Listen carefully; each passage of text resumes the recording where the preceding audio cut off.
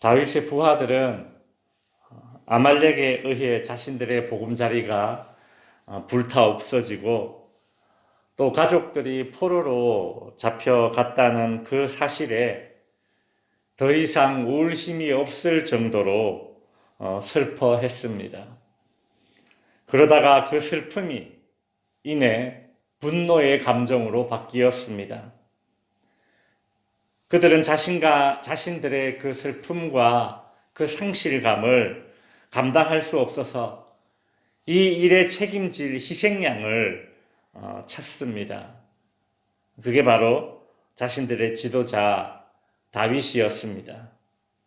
오늘 본문 6절에 보시면 백성들이 자녀들 때문에, 즉 자녀들이 포로로 잡혀간 그 일 때문에 마음이 슬퍼서 다윗을 돌로 치자 이렇게 서로 말했다라는 거죠. 같은 아픔을 겪고 있는 다윗으로서는 참 매우 억울하고 또 부하들에게 배신감도 들지 않겠습니까? 이런 위기의 순간을 다윗은 어떻게 대처했을까요? 다윗은 제사장 아비아달을 부릅니다.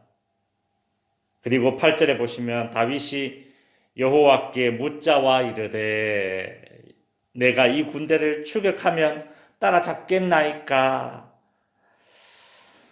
우리는 이 대목에서 다윗의 이 행동을 통해서 두 가지 교훈을 얻을 수 있습니다. 첫째는 다윗은 자신의 부하들이 복수의 대상이 누구인지, 지금 이 화풀이의 대상이 누구인지 잘못해서 다윗을 죽이려고 하고 있는 이 다윗의 부하들에게 너희가 지금 돌을 던져야 될 대상은 내가 아니다. 너희가 잡아야 할 사람은 내가 아니다.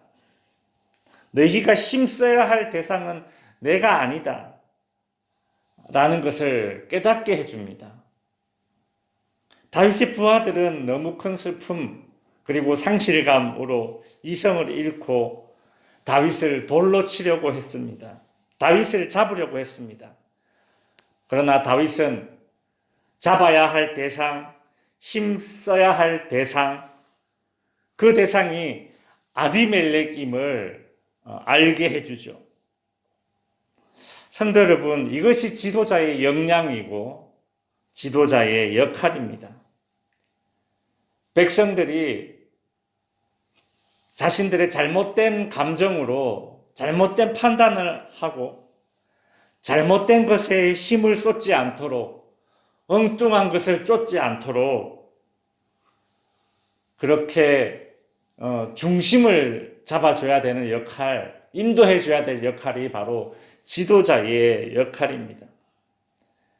지금 이 다윗의 부하들은 자기들끼리 자중질환이 일어나가지고 엉망이죠. 힘을 써야 할 곳이 어디인지 다윗은 바르게 지목해주죠. 아말렉이다. 우리가 아말렉을 치러 가야 되는지 말아야 되는지 지금 그 순간에 다윗은 벌써 이것을 생각하고 있었던 것입니다. 대한민국의 대선이 엊그제 끝났고 1%도 채 되지 않는 그런 차이로 새로운 대통령이 당선되었습니다. 이것이 무엇을 의미하겠습니까? 1%도 되지 않는 차이로 대통령이 되었습니다. 여러분, 그만큼 국민들이 지금 분열되어 있다는 뜻 아니겠습니까? 그죠? 자금의 상황에서 이제 이 나라의 백성들이 어디에다가 힘을 제대로 써야 되는지 지금 이 순간에 서로에게 돌을 던진 것이 아니라 지금 우리가 어떻게 이 갈라진 국론을 하나로 모아야 하는지 그 역할을 해야 될 사람이 바로 지도자라는 것이죠. 무엇보다도 이제 우리가 무엇을 해야 할지를 알게 해주는 것이, 비전을 제시해 주는 것이 지도자의 역할 아니겠습니까? 다윗과 같은 지도자가 이 나라에 정말 세워져서 한국 교회와 성도들이 또 힘을 모으고 기도해서 이 갈라진 국론이 국민들의 이 분열이 이제 하나 되고, 그렇죠? 우리가 힘을 모아서 우리 후손들에게 좀 더 나은 그런 이 대한민국을 물려줘야 되지 않겠습니까? 우리는 정말, 저는 진짜 1%도 되지 않는 차이로 대통령이 당선되는 것을 보고, 와, 정말 우리가 이제 대통령 당선 선거 끝났으니까 끝이다가 아니라 지금부터 우리 그리스도인들이 해야 될 일은 무엇인가 하면 나라의 분열이 일어나지 않고 하나 되게 해달라고 우리가 기도해야 될 몫이 지금부터 우리에게 주어졌다라는 생각이 들었습니다. 오늘 본문을 통해 살펴볼 두 번째 교훈은 무엇인가 하면, 다윗은 자기에게 닥친 위기를 신앙의 힘으로 정면 돌파했다라는 것입니다. 6절 후반부에 보시면 다윗이 크게 다급하였다라는 말이 있지 않습니까? 크게 다급했어요. 다윗도 부하들이 막 당장 돌을 던지려고 하니까 그 전혀 생각지 못했던 일이 아니겠습니까? 그죠? 다윗 자신도 지금 가족들이 다 포로로 끌려가서 슬픔 가운데 있는데, 근데 그 부하들이 그 슬픔을 분노라는 감정으로 잘못 표현해서 자기에게 돌을 던지려고 하니 얼마나 다급했겠습니까? 그 순간에 다윗은 무엇을 하였는가? 제일 먼저 무엇을 하였는가? 다윗은 여호와를 힘입고 용기를 얻었다라고 하죠. 그리고 7절에 보시면 다윗이 제일 먼저 한 일은 여호와의 제사장을 찾는 것 아닙니까? 제사장 아비아다를 찾습니다. 다윗은 이 위기를 극복할 수 있는 그 해결책을 제일 먼저 누구에게서 찾으려 한 겁니까? 하나님에게서 찾으려 한 겁니다. 다윗은 자신을 향해서 돌을 던지려고 하는 이 부하들을 자신들의 권위로 억누르려고 하는 방법을 제일 먼저 선택하지 않았습니다. 자신들에게 돌을 던지려고 수군거리는 그 사람들에게 작은 설명하는 방법으로, 그죠? 그렇게 설득하려는 방법을 제일 먼저 하지도 않았습니다. 제일 먼저 한 일이 무엇인가? 여호와의 제사장을 찾는 겁니다. 권위로 억누르거나 말로 설득하는 것을 먼저 해보고, 이게 실패하면 내가 그때 하나님을 찾지, 그거 아니었어요. 어쩔 수 없는 차선책으로 하나님을 찾는 것이 아니라 제일 먼저 최선책으로 하나님을 찾은 것이 바로 다윗입니다. 그런데 우리가 알다시피 이런 다윗과는 달리 사울은 블레셋과의 전쟁이 벌어졌을 때 그 위기를 해결하기 위해서 제일 먼저 신접한 여인을 찾지 않습니까? 그렇죠?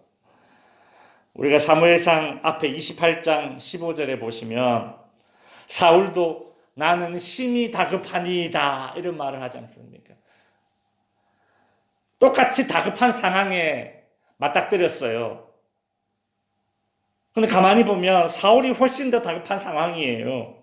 지금 자신 바로 앞에 돌을 들고 있는 자들이 있으니까 말입니다. 그러나 그런 다급한 상황에 사울과 다윗은 제일 먼저 찾는 대상이 달랐다는 겁니다. 이것은 하나님을 최선으로 여기느냐, 하나님을 차선으로 여기느냐, 그 인생의 차이죠. 성도 여러분, 하나님을 최선이 아니라 차선책으로 여기는 사람들은 하나님의 최선을 경험할 수 없습니다. 사울은 하나님을 최선으로 여기지 않았기 때문에 사울은 하나님에게 아무런 응답도 들을 수 없는 인생입니다. 그러나 하나님을 최선으로 여겼던 다윗에게는 오늘 본문 8절 후반부에 보시면 그를 쫓아가라 네가 반드시 따라잡고 도로 찾으리라 라는 하나님의 응답을 듣게 되었지 않습니까? 이제 말씀을 정리하겠습니다. 성도 여러분, 나는 다급할 때 누구를 찾습니까? 나에게 하나님은 최선책입니까? 아니면 차선책입니까? 다윗은 이것저것 시도해 볼 것도 없이 하나님을 제일 먼저 찾습니다. 여호와의 제사장을 찾았죠. 다윗에게 하나님은 이것저것 해보고 안 될 때 찾는 차선책이 아니었습니다. 하나님은 늘 최선책이 되어야 합니다. 성도 여러분, 하나님을 찾는 것이 여러분의 최선책이자 최고의 해결책임을 다시 한번 우리 믿음으로 고백하면서 이 새벽에 나아갑시다. 다급할수록 하나님을 최선으로 여기시어서 그 하나님의 최선의 해결책을 경험하시는 우리 덕지교회 성도님들 될 수 있기를 주님의 이름으로 축원드립니다. 기도